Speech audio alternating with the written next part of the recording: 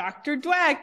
Hello there. How are Hello. you? Oh, so nice to see your face. How are Yes, you? I'm fine. And it dawns on me that I didn't really get to chat with you or meet you or anything at that big event that was done in New York. Oh my Because gosh, were you there at the I Perry event? was, You're yes, kidding. Oh, I'm I so was there. sorry. Oh no, it's my bad. I really actually it was the first time I was hearing of Perry, so I Oh, wasn't great. really it wasn't on my radar. Um, Yes.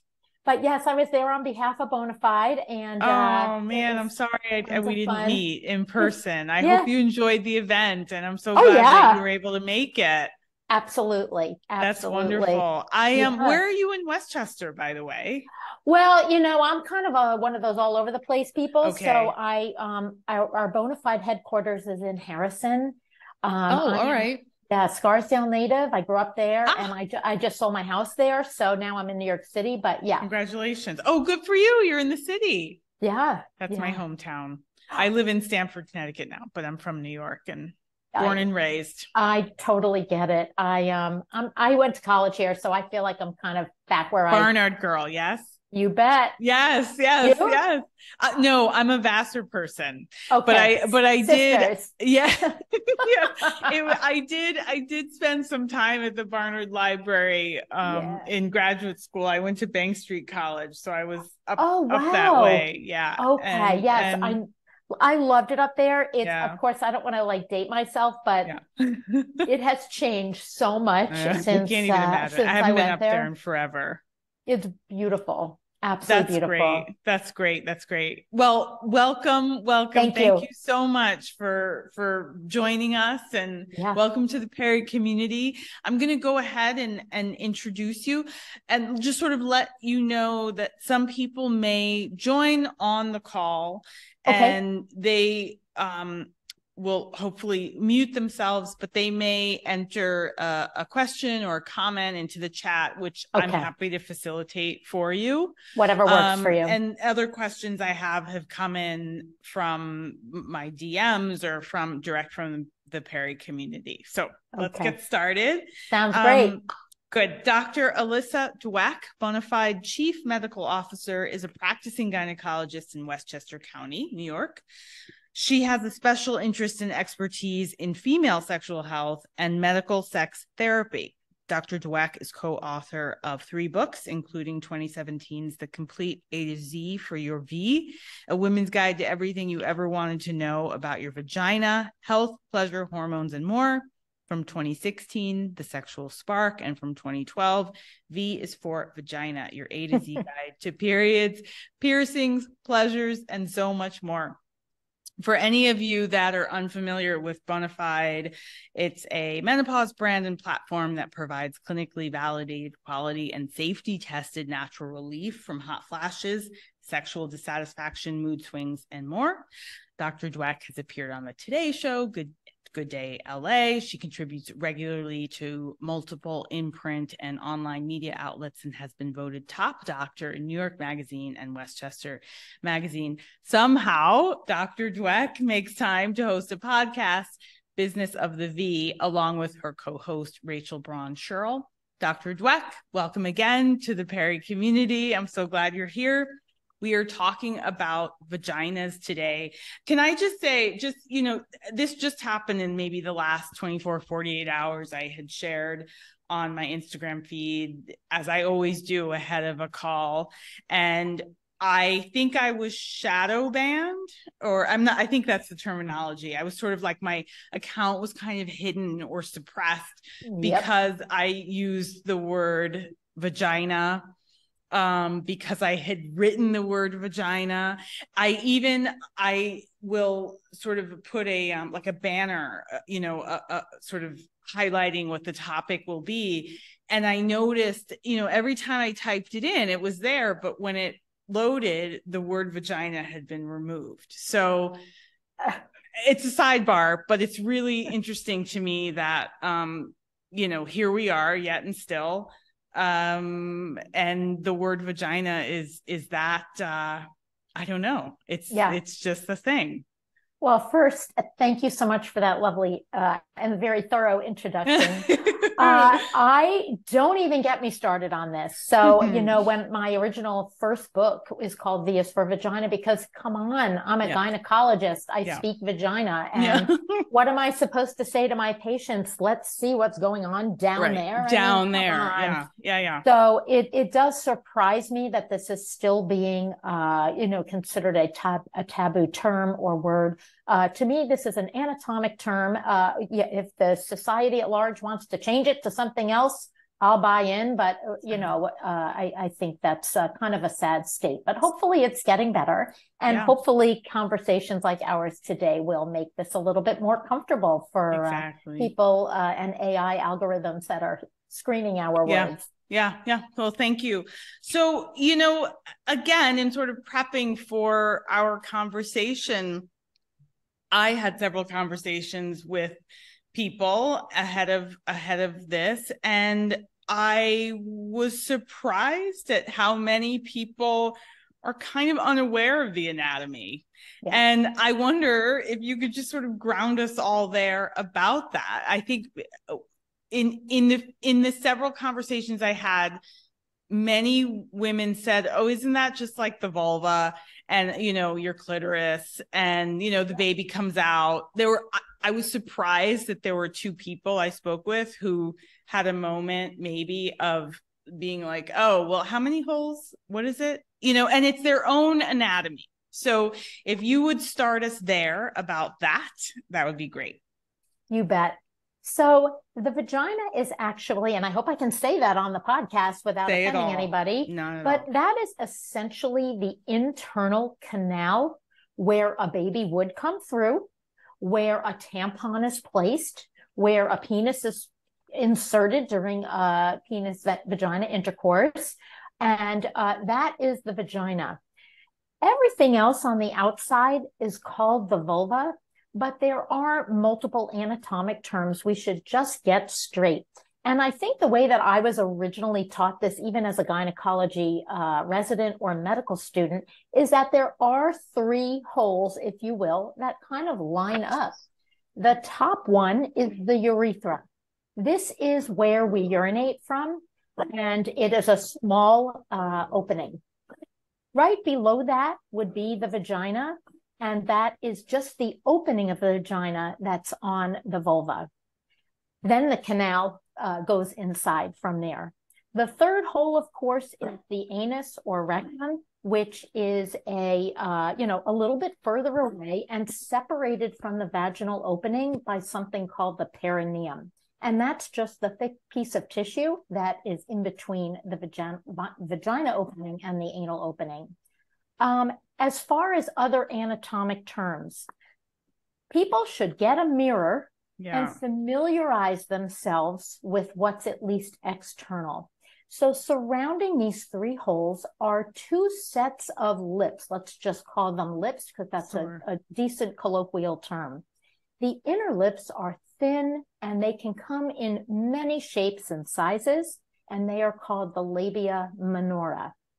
These come in so many different shapes and sizes that I like to remind people that there is no normal. There just is what's normal for them.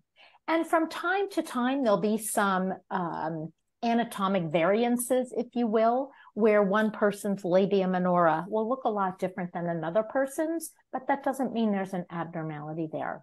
Okay. And we can talk way more about that. It was one of my last questions because I really want to dispel any myths, any misunderstandings. And we shall. Yeah, great. And terrific. we shall. Outside of the labia minora, and I'm doing this without a diagram or a model, so I hope it's making sense, are the labia majora. These are the outer lips of the vulva. They're much thicker, plumper. They're hair-bearing, so there's genital hair there if it has not been removed. These usually do become a little less plump with time and age and menopause due to changes with estrogen levels and other war scars that we all have, during life, like childbirth or surgery or something of that nature. In addition, the magical organ that we all want to speak about all the time is the clitoris, which I also hope is not getting deleted from your vernaculum. It has, but yeah, it's very frustrating. Really upsets me because again, this is a anatomic organ. It truly has this one sole purpose that we are currently aware of, which is sexual pleasure. But it is not just the little teeny knob that you see externally, right abutting the urethra, but rather the clitoris has what we call legs or crurae that extend down the labia. So it's actually a much larger organ than people see externally and appreciate that way. In fact, it has so many nerve endings. The old number was always quoted as 8,000. It's probably a lot more than that, but it's probably, inch per inch or centimeter per centimeter, the most highly innervated organ around, so it's a very sensitive organ with a very vast blood supply.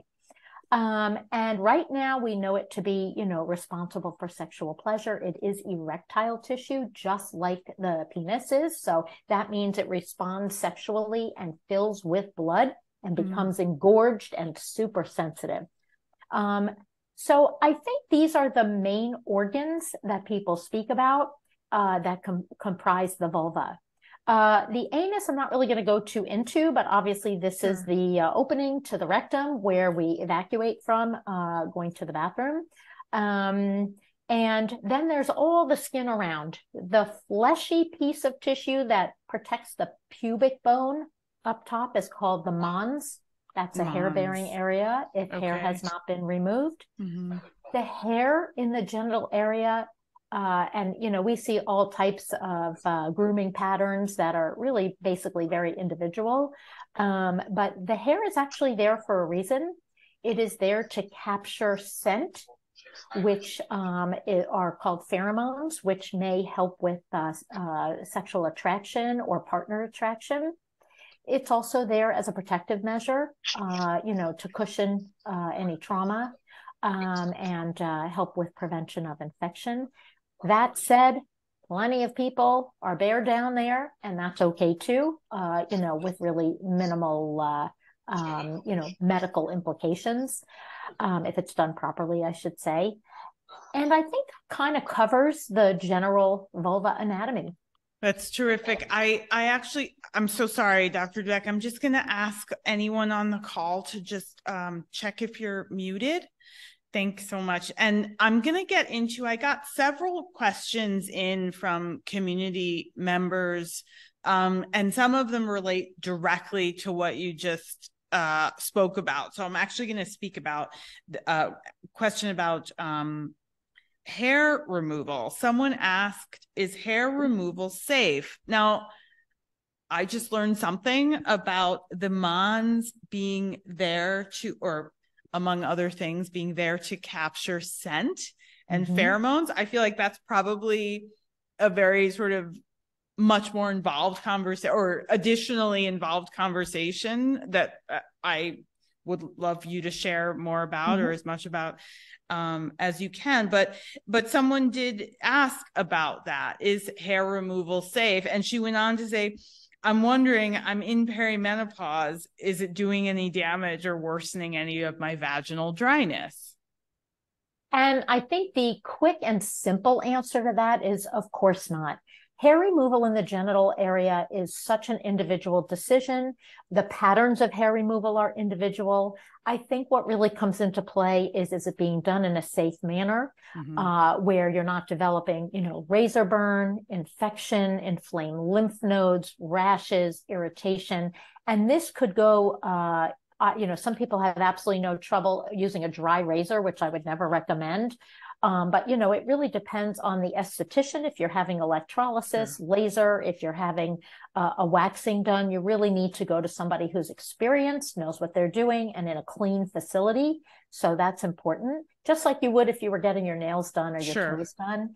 As far as hair removal at home, plenty of people will use a depilatory cream over the counter, but these can be a little caustic to the sensitive skin. And that's where the perimenopause and menopausal skin changes and hormone changes may have impact on how your skin reacts to that. So I always, really recommend testing a tiny little patch of intimate skin before using one of those types of creams in a genital area.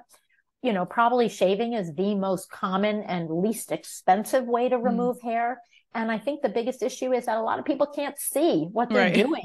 So, they get cut, and then that can lead to an infection. But remember, shaving, especially without a good shaving cream or soap, something to provide a little less friction, it does cause little micro abrasions in the skin where bacteria can enter. So, the body in an healthy person can fight this off. But using something like a friction barrier, like I said, shaving cream or something, a sensitive soap can definitely help with that. Using a clean, fresh razor frequently. In the genital area, it's not like our legs where you shave up. In the genital area, you want to shave in the direction of the hair in order to, promote less of these microabrasions. But I would have to say in the right hands with the right tools and ingredients, it's perfectly safe. Vaginal dryness is on the inside. So presumably nobody is shaving on the inside of the vagina, but we've now learned that the vulva is the hair-bearing area, the labia majora, sometimes the inner thighs, the mons. So really the vagina should be kept pretty safe. Lastly, people do get vulva dryness during perimenopause and menopause. So moisturizing is a very important step for those who are experiencing symptoms or for those who want to proactively prevent symptoms of dryness. Thank you for that. Let's talk a little bit more about vaginal dryness now, because clearly we've seen there's a little confusion maybe about that. It's very, very common in perimenopause and menopause. Talk to us about it. And then I actually have a question directly related to that for you. Yeah. So I'm just going to, again, put this in pretty simplistic terms, but happy to elaborate in any way. During perimenopause, your estrogen levels are quite volatile. In menopause, your estrogen levels are low because your ovaries are no longer producing estrogen. Low estrogen has the following effect on the vagina. It lessens blood flow to the vagina. Less blood flow means less natural lubrication production. Also, we all know that during ovulation, the secretions that come from both the cervix and the vagina can be somewhat copious at times. This does not occur when you're not ovulating during menopause. So you really don't get those types of secretions or natural, what we call transudate, the natural fluid that is basically emanates from the vaginal tissue, which we call mucosa. So sometimes we have to help out with this.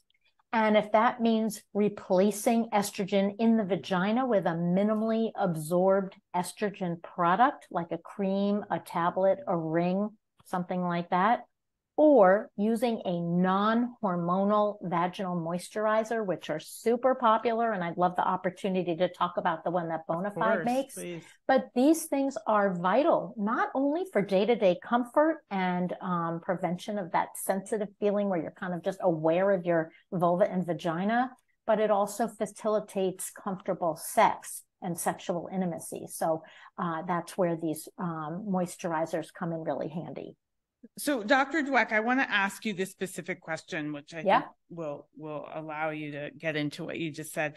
From a community member, Christine, what's the best natural lubricant to use for vaginal dryness? And should that be used every day proactively or just prior to sex? Okay, so thank you for this question because it does allow me to clear up yet another little confusing area. I distinguish moisturizers and lubricants, okay? Yep. So moisturizers are like what we use on our face. We do it chronically, regularly. It's a regular routine, not only to manage dryness, but to prevent it from getting worse over time. Lubricants, on the other hand, are used on demand. So I'm going to have sex. I want it to be less friction, more pleasurable, less dry. I'm going to use a lubricant right now when I'm going to have sex. So that's sort of the difference in the moisturizer and lubricant term. But to the question, I'm always a little concerned about the word natural, because there are some things that are natural that are really quite bad. Like, I won't even, maybe cyanide is a good right. example, because it's the first thing that comes to my mind. Silly, but it does. No, I get it. But, I would say that hyaluronic acid is the ingredient that we typically make a fair amount of throughout our bodies. So it is naturally produced, and it diminishes with age. So naturally, during menopause, we have much less hyaluronic acid all over, and that also contributes to vaginal dryness. So if you want to consider something non-hormonal as a moisturizer, I usually turn to something that contains hyaluronic acid first, as a way to provide a great moisturizing environment for the vagina. Hyaluronic acid, it's in many, many products. The one that Bonafide makes, and you all know that I work with Bonafide, so I know a lot about this. It's a little insert called Reverie, and it is inserted into the vagina comfortably twice a week or 3 times a week for moisture all the time. So you use it regularly. And then it usually works very quickly. So usually by 9 to 14 days, people are feeling a little less dry. And then you also could use a lubricant if you're going to have sex and you feel like you need a little bit more moisture at that time. Mm-hmm. There are also gels that contain hyaluronic acid that are sold over the counter. And you plunge those in the vagina regularly with like an applicator, like Monistat would be used, because most people are familiar with that. And then some people really just want to use like a household item that they find to be pleasant. And I find coconut oil is a popular one, although it can be a little trickier to get it in the vagina. Many women use it externally on the vulva on a regular basis in an effort to moisturize the skin. Remember, coconut oil comes as a solid also, but the minute it touches your warm skin, it will dissolve. So if you did want to use that internally, and and you're not sensitive to it, then go for it. And you can use the solid, put a little in the vagina, it will melt right away. Terrific. Thank you so much for that. You're welcome. One last thing. There are other non-hormonal moisturizers that are over the counter that do not contain hyaluronic acid. I'm not really into talking about different brands because I don't want anybody to think I'm pushing any brands, but these are available and can be tried. And some people are sensitive to some of those ingredients because some of them are chemical related, and some people can use anything without trouble. I do make note that avoiding things like parabens is recommended, because parabens, which are a preservative ingredient in some products, are thought to maybe be endocrine disruptors, and they might cause some, side effects. Sure. Thank you. You're welcome. I was asked about vaginal odor. Someone says she's noticed that since she's entered into perimenopause, she said, I've been perimenopause now for, I think, about 4 to 5 years. I think I smell different. And you may. Can you talk about that? Great. Yeah. So I always like to distinguish between a vaginal scent, because everybody has a different scent that is normal for them, or normal for them at different times of the cycle, because it may change throughout the month, or with different product use, or with medication use, or hydration status, and an odor, which is typically thought of as not normal. So first and foremost, if the odor is like fishy or foul, that deserves a check-in with your gyno to make sure you don't have an infection, because that may need to be treated in a different way.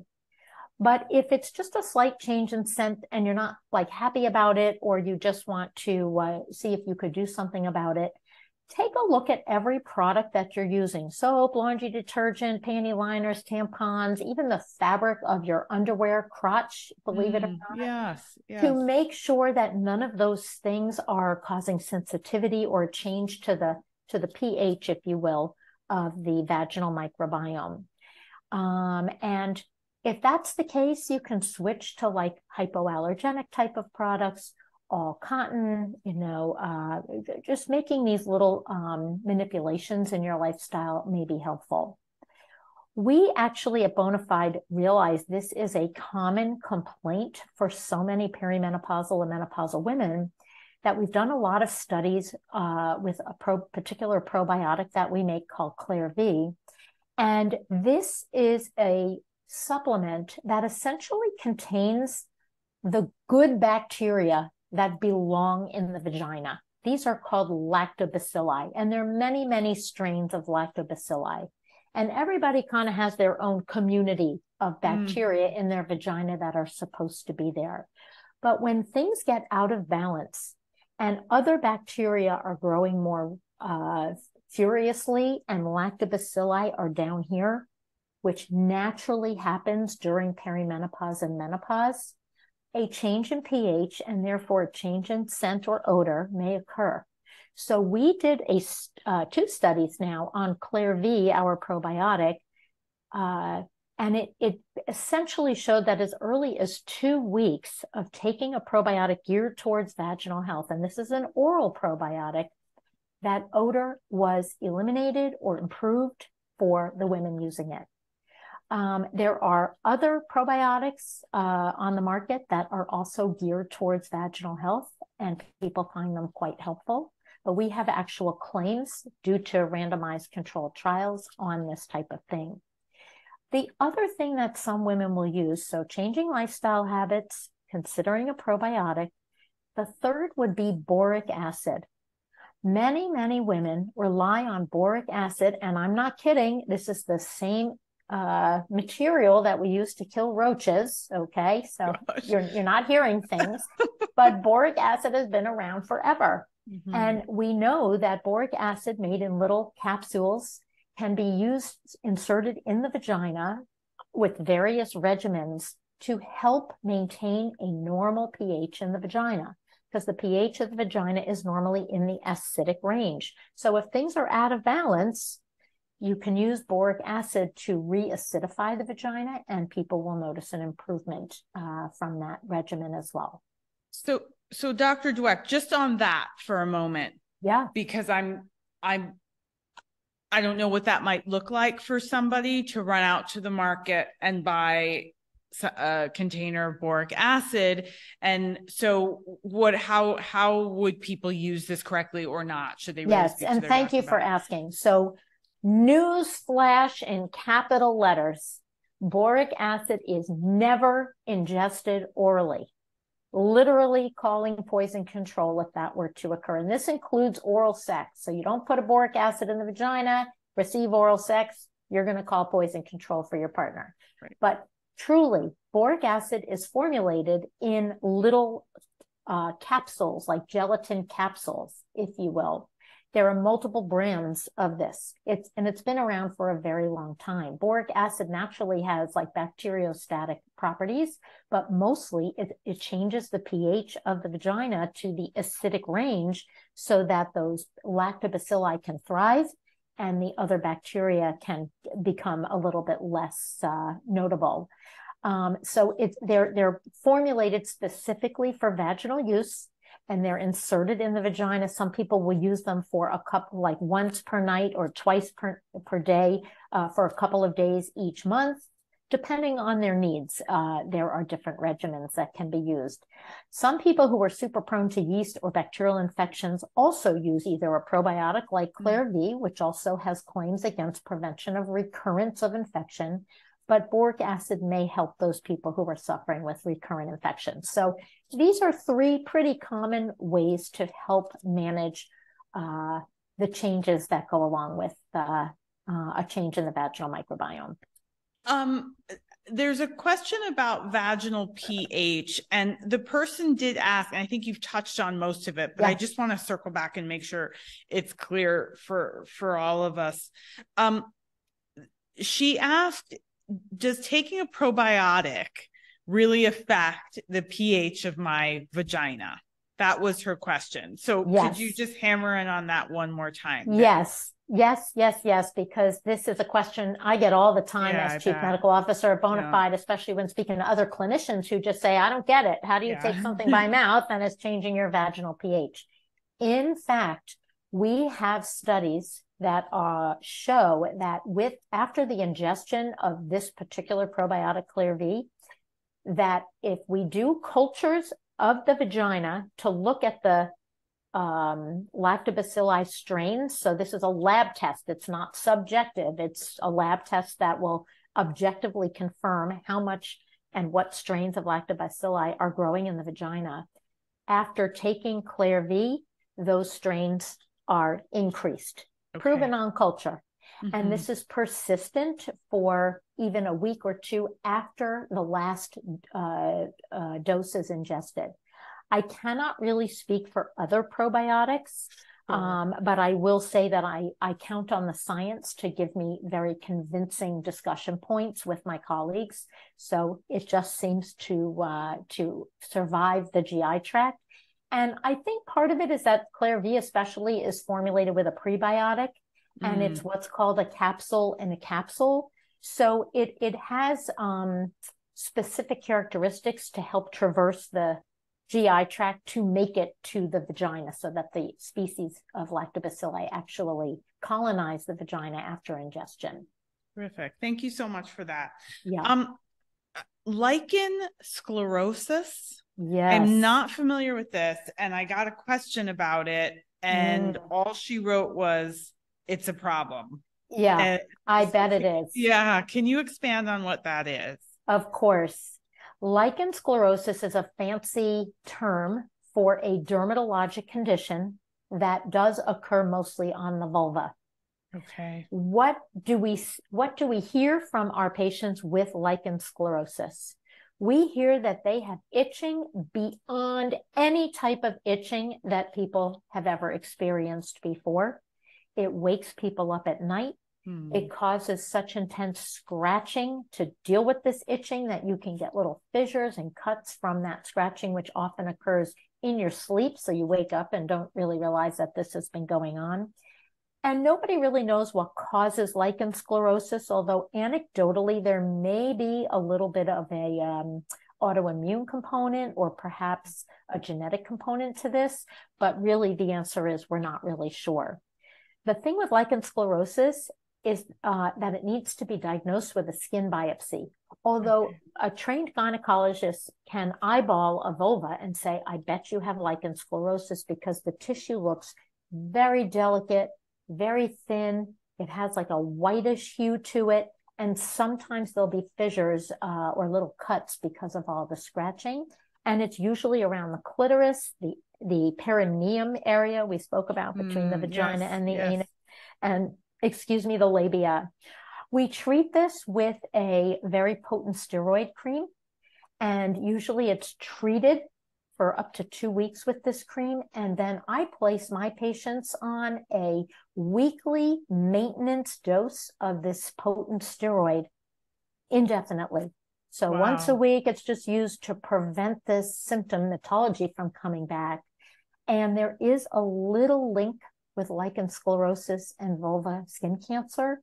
So it is important that this gets properly diagnosed and followed and managed. Dr. Dweck, the woman who asked me, she is in perimenopause. Is this something, it sounds like what you're describing could happen to anyone, or is there a propensity, an uptick? Again, this is why I specifically mentioned we don't know what causes it, because if we treat people with a vaginal hormone cream, let's just say with estrogen, that does not get lichen sclerosus better. So we don't believe it's due to a lack of estrogen. With that said, it surely is more common in the perimenopausal and menopausal population. Anecdotally, I have some patients who say, you know what, I gave up gluten and this isn't bothering me anymore.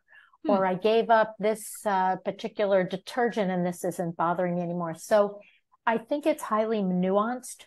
The issue with perimenopause and menopause is that when lichen sclerosus symptoms are combined with symptoms of vaginal dryness and atrophy, it's like the double whammy And so sometimes we have to treat both the lichen sclerosus with a steroid cream and the vaginal changes due to menopause with either a hormone or a moisturizer that's non-hormonal. Okay, thank you. Vaginitis. Let's hear about that. Vaginitis, another fancy medical term that simply means inflammation in the vagina. Okay. But usually we use the term vaginitis to mean an infection. So yeast is medically termed vulvovaginal candidiasis, which is a vaginitis. And another very common, super common vaginitis is what's called bacterial vaginosis, or BV. And a third common cause of vaginitis is actually an STI, or sexually transmitted infection, called trichomoniasis or trichomonas. So vaginitis is just a broad term that encompasses any type of inflammation or infection in the vagina.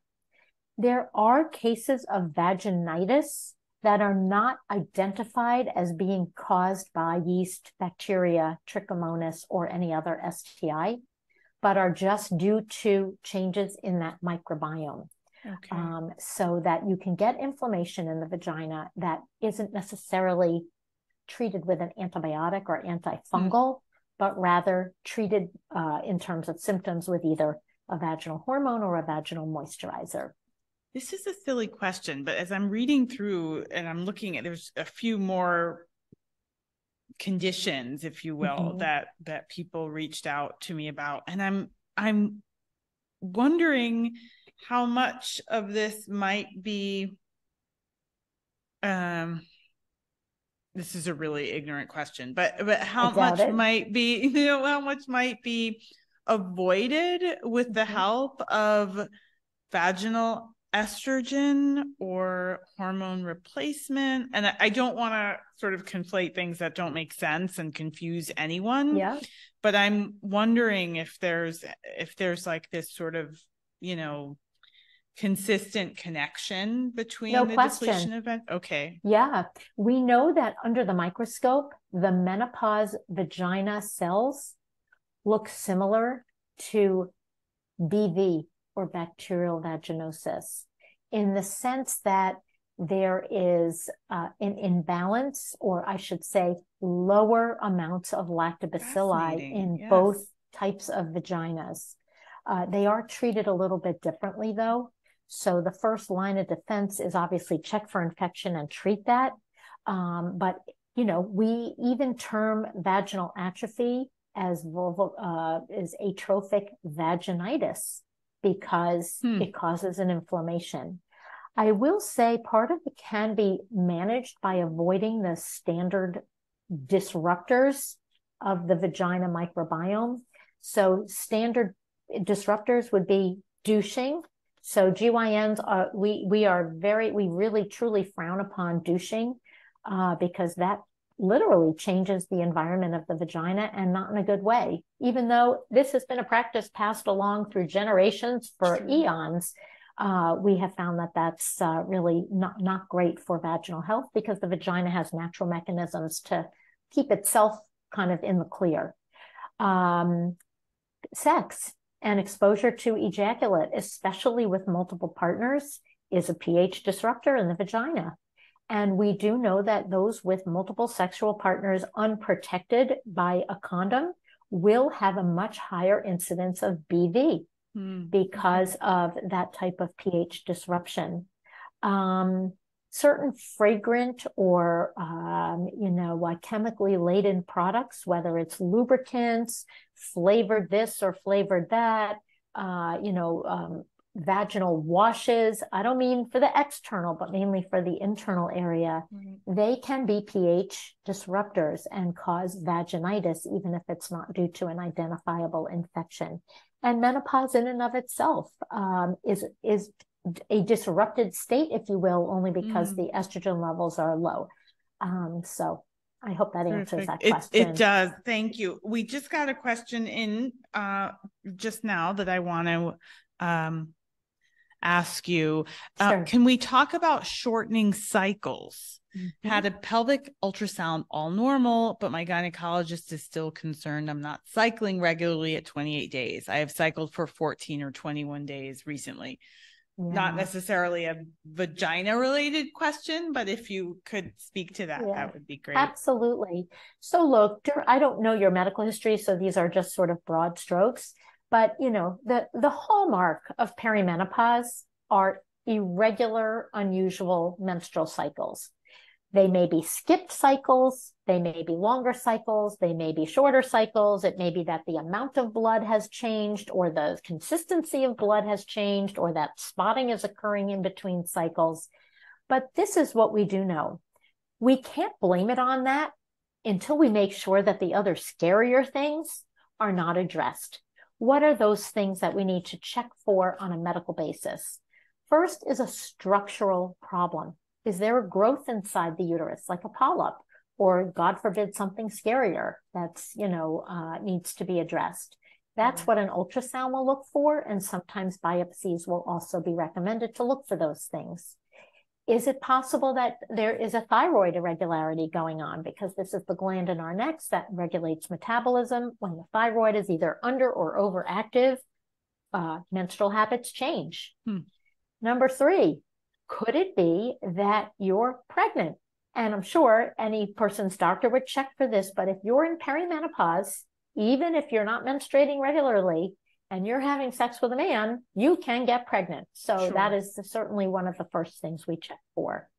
There are loads of other issues to be checked for, on a structural basis or a medical basis, but I'd say those are probably some of the most common ones. Most likely, this is just a hormone change based on perimenopause, and there will be treatment options offered to help with these bleeding habits if they're problematic or distressing. I sounds like your gynecologist is doing the right thing. Great, thank you. Vaginal prolapse.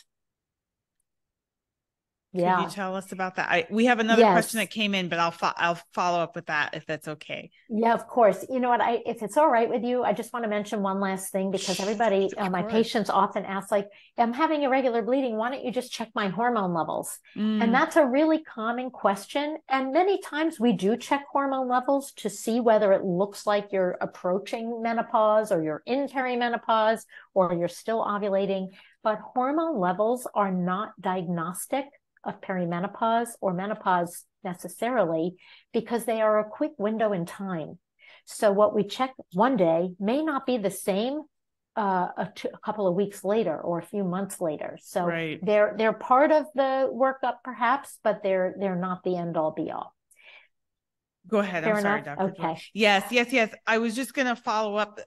Stephanie just continued that I'm under hypothyroid and low T3. So that hits that button. Thank you.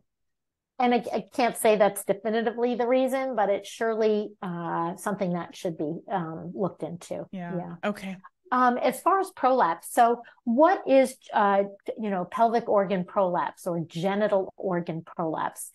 So it is the rarest event for somebody to come into my office with organs hanging out of their vagina. Okay, so let me reassure your audience that that is a kind of a later stage of prolapse, and I would hope that most people would address this before that time. But essentially, this just refers to the relaxation of the muscles that support our pelvic organs, called the pelvic floor muscles. It's kind of like they are shaped like a basket, and they hold everything supportively in the inside rather than relaxing out through the vagina. And the things that can prolapse or relax would include the bladder, would include the rectum, would include the cervix and or uterus, and even intestines, meaning the intestines don't come hanging out, but they can relax through the vaginal walls and, result in the feeling of relaxation of the tissue inside the vagina. This is not an uncommon situation. It's definitely based partly in genetics. Now, I'm certain that most people are not sitting with their families at the Thanksgiving table talking about their pelvic organ relaxation, but it does run in families. So if your mom had pelvic organ relaxation and your sisters do, it's possible that that is your risk, because it's the inherent strength of the tissue in the pelvic floor that we're dealing with. Childbirth.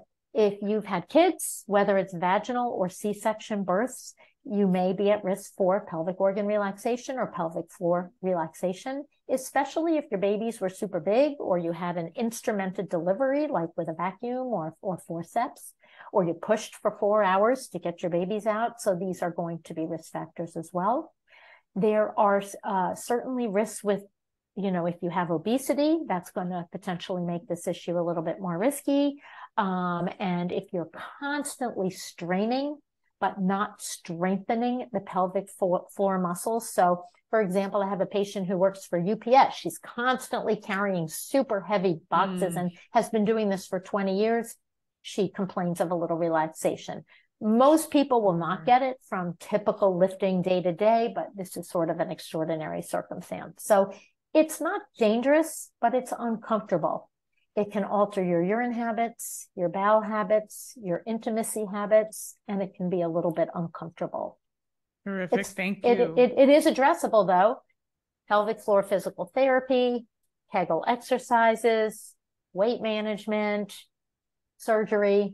I've heard that pelvic floor physical therapy should almost be like a must do in perimenopause, probably before, but certainly in perimenopause and menopause. Could you just kind of hover around that a little bit and tell us why?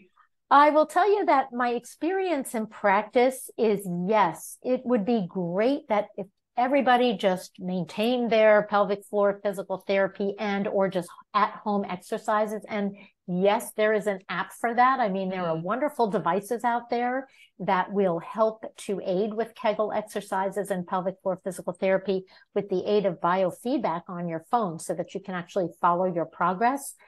I think the limitations are that it's time consuming and a little tedious, and it's not typically covered by insurance. Right. And this is an issue in my practice that I wish it wasn't, but people just, they either can't afford the time or they can't afford the expense.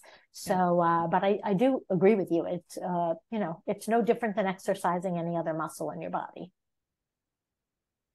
Dr. Dweck, before we get to my last couple of questions, could we circle back to the normalcy of the vagina, the aesthetic normalcy, sort of when there are any cases that, I don't know, someone might say something seems wrong. Sure. Hit us with that. I would love to just, I know this is a thing for so many. I know it's sort of a thing in the culture. There are jokes and sort of horrible things said about the anatomy of women that we internalize then. And I'd love to just shatter that. Well, I would like to suggest that if somebody's making jokes about our anatomy, that they have some education to embrace. It is usually out of ignorance. Okay. The other thing is, this is about the way the person who owns that vagina feels and not what people around them are suggesting they should feel. So with that editorial aside, we'll just get medical here. So number one, I want to state that most people know their vaginas. They know what the discharge is typically like throughout the cycle if they're cycling, and will start to learn and understand what the secretions are after they stop menstruating.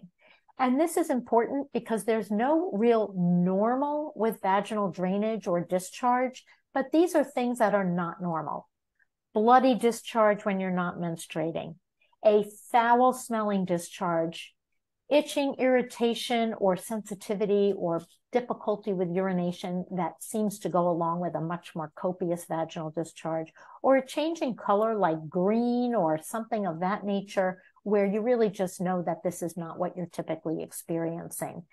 Amount-wise, this is a tough one because I get people who do come in all the time saying, I'm telling you I have too much discharge, even though this is what I've always had in my lifetime. And in some cases, a vaginally geared probiotic might be helpful for that. But always checking for infection if something seems off is a good idea. In terms of what it looks like, the vulva and vagina are going to change. They're going to change over time in terms of their shape, meaning that in menopause, the vagina naturally gets a little shorter, a little narrower, and the color may change a little bit. It may get a little paler as estrogen levels decline. In addition, we may note changes in the vulva pigmentation because of childbirth, because of hormone changes or exogenous hormone use, or even due to scarring from having a laceration repair or an episiotomy repair after a childbirth, or any other type of surgery. And I will also mention for the athletes out there that, excessive spinning, bike riding, or other shaping type activities can change some of the nature of the skin, just like it would anywhere else on our body. So these are just things to be mindful of. As far as the labia, which is what most people are concerned about externally, it's those labia minora that vary amongst people. And some people truly do have something anatomic that needs to be addressed surgically. What do I mean by this? Some people have incredibly asymmetric labia minora, where one is very underdeveloped and the other is so large that it's really like an excess flap of skin that tends to get in the way of activities. That's not normal, and it can be addressed surgically. Some women have labia minora that really are what we call hypertrophied, where they are, again, they're so excess in terms of tissue amount and plumpness that they don't allow tampon insertion, that they need to be manually reduced when trying to insert a tampon or have intercourse. If they are painful, these things can be addressed. But please embrace the normal variance in anatomy, because not everybody is going to have, Barbie's vulva. And I'm not going to ruin the movie for anybody, but check out the last scene. So have you seen Barbie? I haven't seen it yet. Okay, no, so it's I'm on glad my list, though. I'm not going to be a spoiler. I can tell you, I didn't expect to hear that. So now I'm really curious. Yeah. But people are going to want to have their vulvas look like a picture perfect in their eyes. But really, unless there's something truly medical going on, it's just really not necessary. I will also say, with the advent of so much, the whole bear down there, no hair anywhere, and the internet, we are seeing our vulvas much more up close and personal than we ever used to. So people are a little bit more concerned about what things look like because they can actually see. So. Thank you for that. Dr. Dweck, finally, I did not get any questions specific to sex. However, you just mentioned the shortening of our vagina during perimenopause and menopause. And I wonder if you can just speak to that a bit, about what happens and what we might do to keep pain away. Yeah. Most of this occurs at later times during the menopause journey. And these are the things that will help to prevent the shortening and narrowing of the vagina, including the opening, which, is oftentimes the site of discomfort during intercourse at this time of life. So the regular vaginal moisturizing is key. Using a lubricant can be helpful. Consideration of minimally absorbed vaginal estrogen for those who are candidates for it can be quite helpful. Some people will use vaginal dilators if they notice these changes occurring, either because of natural menopause or because of some sort of surgery or medical treatment that they've had. And dilators just are non-threatening devices that women use on their own terms to not only mechanically stretch the vagina length, width, and opening, but also to teach the brain that something going in there doesn't have to hurt and you don't have to tense up all those muscles. There are FDA approved prescription medications to help with painful intercourse as a result of estrogen depletion and menopause. So these are things that your healthcare provider can help out with. There are surgical procedures that we do. Some are highly coveted, others are possibly helpful, such as laser procedures and radiofrequency procedures that have helped lots of women, but come with a little bit of baggage. But I think the main thing is to understand that the vaginal changes due to menopause they're not like hot flashes that are eventually going to disappear. They are chronic and progressive. So being proactive about maintaining and optimizing vaginal health is very important if you want to maintain a healthy, comfortable sexual life that involves penetration, for sure. Thank you so much for that. Is there anything that I have missed? Almost all of the questions came from community members, and our hour is almost up. So anything that I might have thought of is obsolete. But if there's anything that you think that we really should have touched on, I feel like you covered a lot. Yeah, we did cover a lot, and every subject, has another couple hours of discussion. I think that, I'm just going to broadly say that it is really my mission, and I think so many gynecologists' mission, and obviously the mission of your community, to really try to face perimenopause and menopause in an optimistic manner. It is not a disease, and I hope it's never considered that way. There are symptoms that can be quite distressing and uncomfortable, but there are lots of options to manage those.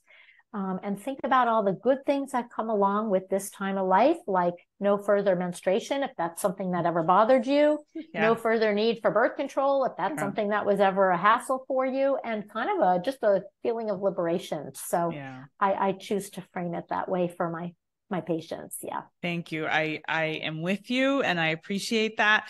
I always like to ask my guests if there's anything that you might have coming up on the horizon that you would want to share with any of us. I don't mean to put you on the spot, but if there's anything that you'd like to let us know about. Oh, wow. I think what I'm most excited about in my role as Chief Medical Officer at Bonafide are some of the newer products that we have in development coming down the pipeline, which I'd like to wet everyone's whistle. I'm not really at liberty to talk about those, but I feel like, if there's a symptom of menopause, we at Bonafide are going to address it if we can. Yeah. And we really are trying to, present non-hormonal alternatives for people, because not everyone can take hormones, or not everybody wants to take hormones. Yeah. And, it's great to have multiple options. So I think that's what's most exciting to me. And I'm really glad I get to work on this while, continuing in practice.